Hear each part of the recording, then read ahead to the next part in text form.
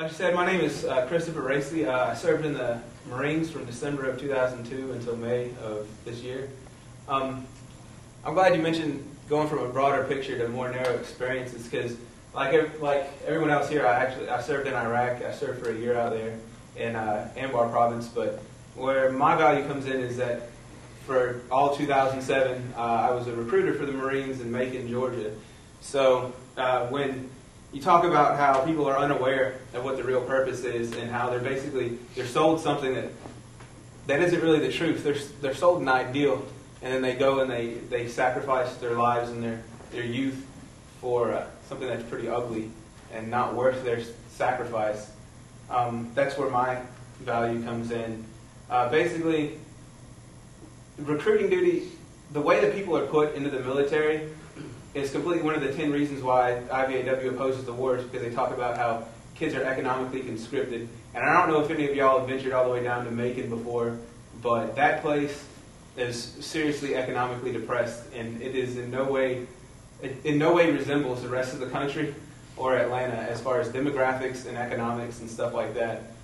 So, I saw that firsthand when I'm going out there and I'm trying to fill my quota and get the required number of contacts when I'm prospecting every day. And my NCOIC is telling me, hey man, go down to the Burger King, pick me up a burger, and ask that joker if he wants to be flipping burgers at Burger King for the rest of his life. You get your contact and go home. That's basically, man, that's the reason why, one of the big reasons why I wanted to join I.V.A.W. and speak out about it. I didn't really know what the focus was going to be for this, so I figured I'd just stick to the recruiting duty. When I joined the Marines, I was real patriotic. I was a senior at McEachern High School in 2001 when 9/11 happened, and I just wanted to join the military and kill the people that were responsible for that. And I believed in that myth until I became a recruiter, and I saw that.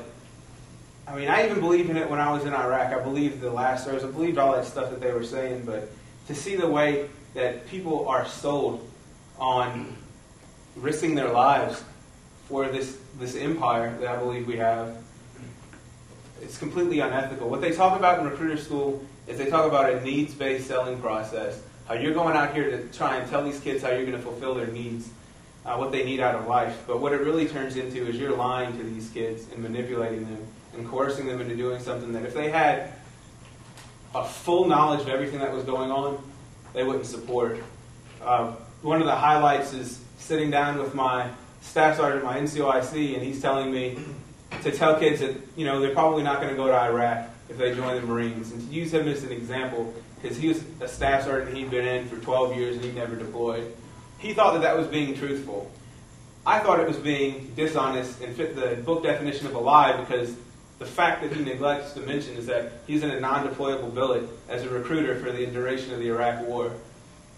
And I knew for a fact that the Marine Corps' policy was to send everybody at least once to take the burden off the people who were going 3 or 4 times.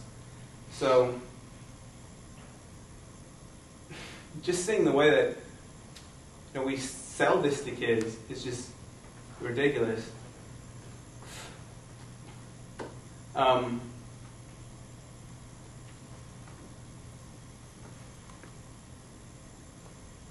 I'd given an interview a little bit earlier, so I'm kind of spent. I'm sorry, but one of the biggest things that the big thing that I had a problem with, is you occasionally get a few glimpses of the truth from people like Dick Cheney when he says the military is not out there to, fill jobs. It's out there to fight and win wars. And the big problem that I had with recruiting duty, the big ethical dilemma that I had, was I was a proud Marine, and every Marine's a rifleman, and I couldn't look at a kid and put him in the Marines knowing that, you're being trained to kill. If you're the type of person who would have a problem with going to boot camp and looking at some sociopathic martial arts instructor with a vein popping out of his neck, talking about sexual arousal from sticking his boot through the skull of some Arab, then you shouldn't join the Marines. So, that's the kind of stuff that goes on at boot camp. And that's the biggest problem that I have, the difference between the reality of the war and the stuff that I had to sell them. That's pretty much it. If there's a question thing, I'll be more articulate with it. Sorry.